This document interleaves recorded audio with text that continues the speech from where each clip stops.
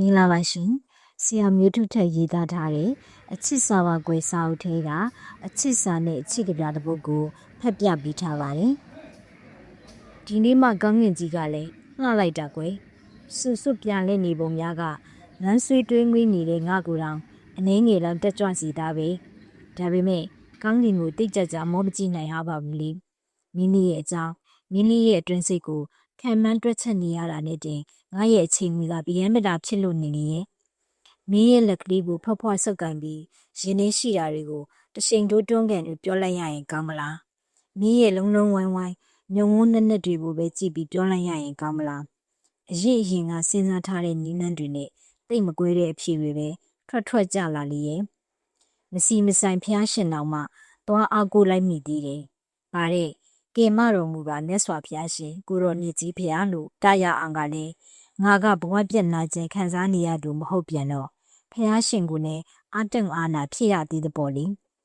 အမိုင်မဲလေးကိုခွင့်လွှတ်တော်မူပါရှင်တော်မြတ်ကြီးဖျားကဲပါကွယ်ဖြစ်ချင်ရဖြစ်ပါစီတော့လို့ရဲရင်စွာဆုံးဖြတ်ရတော့မှာပေါ့ဒါနဲ့စကားမဆက်မနေ့ဖြန်မင်းလေးပြင်ထွက်တဲ့အခါငါကြိတ်တဲ့အပြာရောင်လေးများဝစ်စင်ခဲ့ရင်ဖြင့်တေချာပေါက်ပြောမယ်လို့တွေးဆဆကြံစီထားပါရဲ့လေဟေး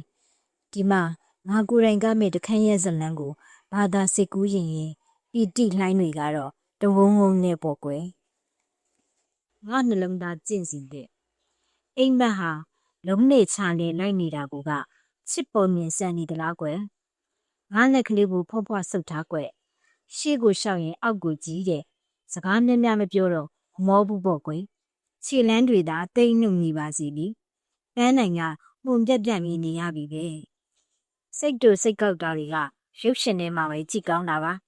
ကြီးလင်းအတန်ပဲကြားချက်နဲ့စိတ်ရိုးဖိတ်နေတာနှစ်ပအောင်ကြပေါ့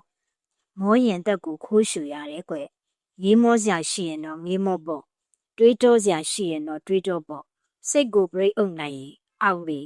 တကယ်မျိုးထုချက်